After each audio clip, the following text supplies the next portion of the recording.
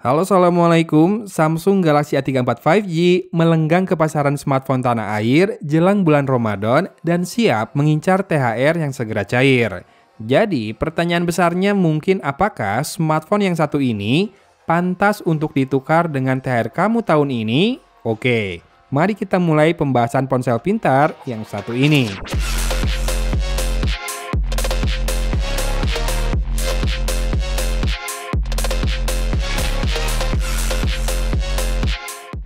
Tak seperti tahun lalu, kali ini Galaxy A34 5G memiliki dapur pacu yang berbeda jika dibandingkan Galaxy A54. Iya, SoC-nya kali ini dari MediaTek, yaitu Dimensity 1080 5G.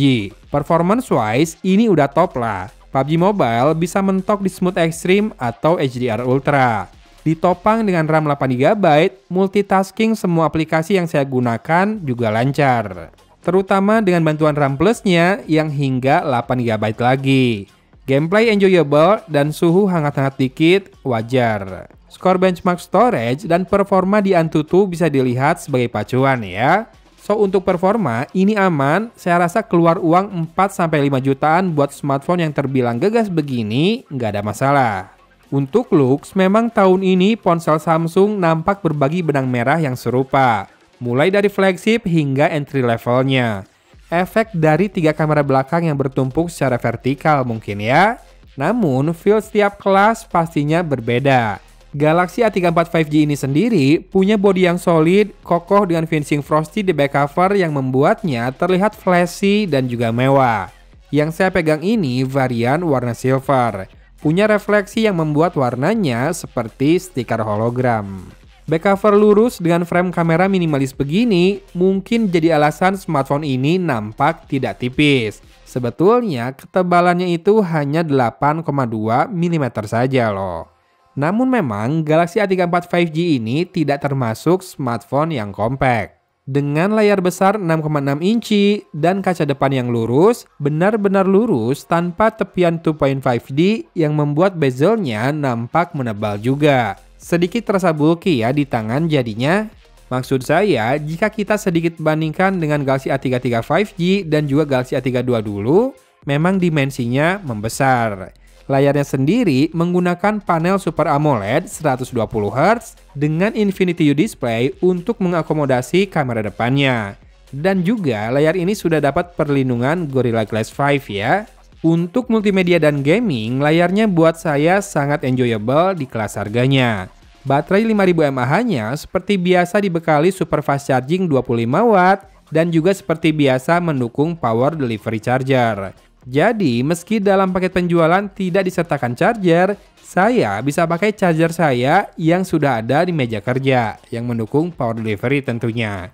Daya tahannya bervariasi tergantung pola pemakaian. Di pengujian pertama, hampir selalu terhubung ke Wi-Fi meski terpasang 2 SIM card juga, bisa bertahan 32 jam dengan screen on time 6 jam 5 menit. Pemakaian real termasuk untuk download dan main game, sosmed, dan juga streaming. Pengujian hari kedua hingga hari keempat tanpa Wi-Fi sama sekali dan bisa bertahan antara 18 hingga nyaris 24 jam dengan rata-rata screen on time hampir 5 jam. Yang artinya pemakaiannya cukup intens ya. Karena ada satu game yang kembali saya mainkan terus pas ngabuburit nih. Lalu pengujian hari kelima hingga ke-6 smartphone ini bisa bertahan lebih dari 2 kali 24 jam dengan screen on time 4 jam. Pemakaian sudah jauh lebih casual dengan penggunaan Wi-Fi sekitar 80% lah. Jadi semisal digunakan beraktivitas di luar rumah, smartphone ini tidak bikin cemas ya. Karena bisa tahan dari pagi sampai malam. Sementara dalam kondisi pemakaian idle atau ringan tergolong sangat awet. Performa, looks, durability nampaknya masih oke semua ya. Jangan lupakan juga smartphone ini memiliki water and dust resistant dengan rating IP67. Jadinya bebas khawatir semisal ketumpahan minum, kena keringat saat bertelepon maupun kena cipratan air. Dan loudspeaker stereonya juga enjoyable. Beneran enjoyable, jadi nggak cuma usable ya. Plus punya fitur voice focus juga.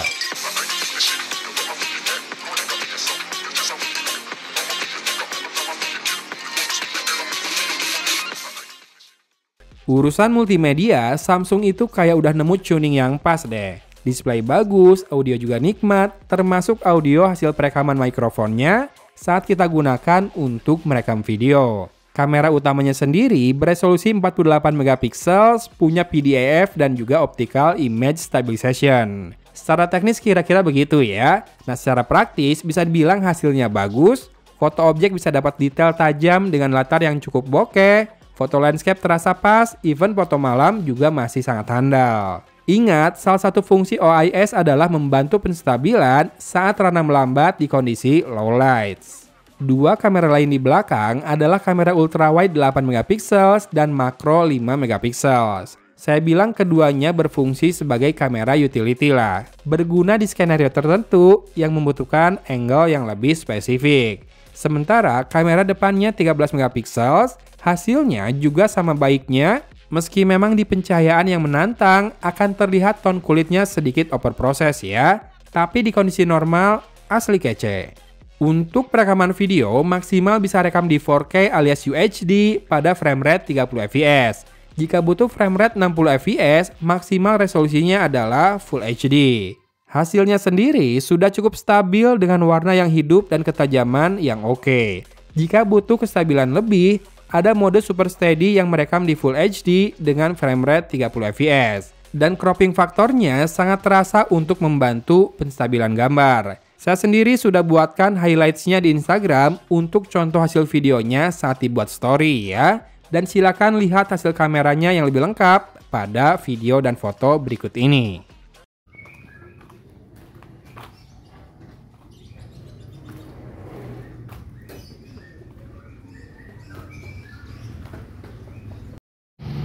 Super Steady on.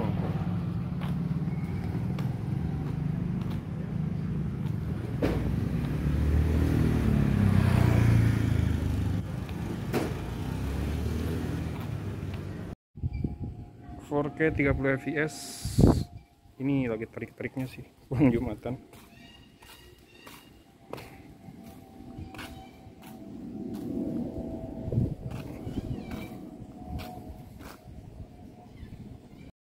Super Steady on biasanya di Full HD 30 fps ya. Dan kalau di kondisi seterang ini sih kemungkinan frame rate-nya bakal stabil. Suara saya mungkin kecil karena pakai masker, tapi ya kelihatannya stabil banget. Saya putar-putar. Panning.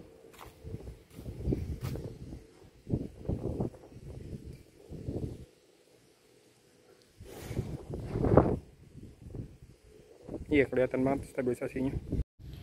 Lensa ultrawide bisanya di Full HD 30 fps saja. Kalau mau ganti lensa, ganti mode, nggak usah exit dulu. Pasti dia pindah lensa ada proses ya, tetap ya. Tapi nggak usah stop dulu. Kalau zoomnya digital sih kayaknya ya. Bagus nggak? Kamera depan masih di Full HD 30 fps, tapi dia bisa 4K ya. Bentar lagi kita coba. Ini ada backlight, over bright memang, tapi si wajah jadi lebih jelas ya. Dan ada suara pesawat, silakan didengarkan. Bandingkan dengan suara yang terekam, suara saya ngomong ini ya. Apakah suara pesawatnya sama jelasnya atau tidak? Ya. Kita akan naik tangga sedikit aja buat lihat stabilisasinya. Dan mungkin ini ya, ini dia pencahayaan yang paling pas buat kulitnya. Tonnya gimana? Bagus nggak? Oh, tadi di Full HD 30 fps kayaknya ada filter atau semacam beautification yang menyala ya. Kalau di 4K dia nggak bisa nyala. Jadi ini ton warna asli-aslinya. Dan kelihatan malah lebih wide ya. Jangan yang Full HD ada croppingnya mungkin biar lebih stabil. Kita bandingin aja ini sambil turun tangga. Dan kita ngadep backlight lagi di 4K. Iya, nggak se-over bright di Full HD tadi ya. Tapi wajah tetap jelas sih segini. Tinggal disimak audionya gimana. Bagus nggak? Ya, dan ini contoh perekaman dengan kamera depan dari Samsung Galaxy A34 di dalam ruangan. Sebetulnya ruangannya bilang gelap nggak, terang juga nggak terlalu. Jadi kalau kelihatan rada-rada grey ini wajahnya normal ya. Sementara di belakang ada reviewer lain yang lagi nyoba Galaxy A34 juga. Kalau ngadap backlight kayak gitu, ternyata slow banget.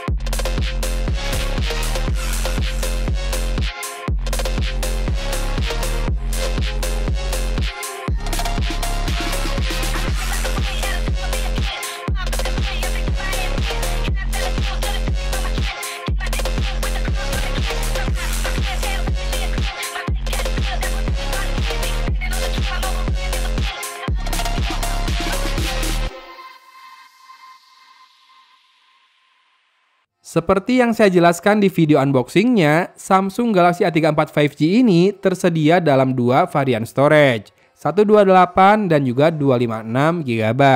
Terpaut harga 400.000, saya rasa lebih bijak ambil storage terbesar jika hendak digunakan dalam jangka waktu yang lama.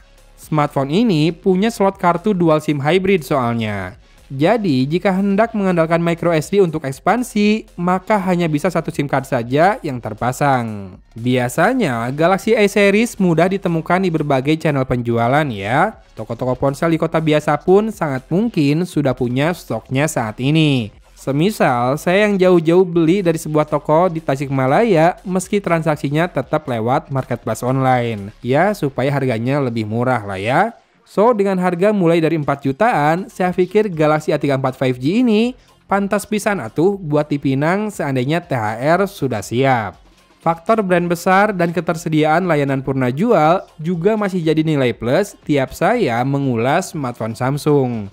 Jangan lupa Galaxy A34 5G ini dapat jaminan update OS sebanyak 4 kali dengan 5 tahun update keamanan. Ini serius, jangan dilupakan sebagai faktor saat membandingkan harga dengan value dari sebuah smartphone Android.